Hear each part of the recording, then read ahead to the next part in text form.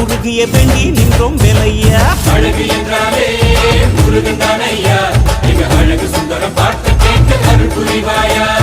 சேவல் கொடியுடன் சிரிக்கும் முருகையா, எங்க வாழ்க்கையில வெற்றி பொங்க தருவாயா.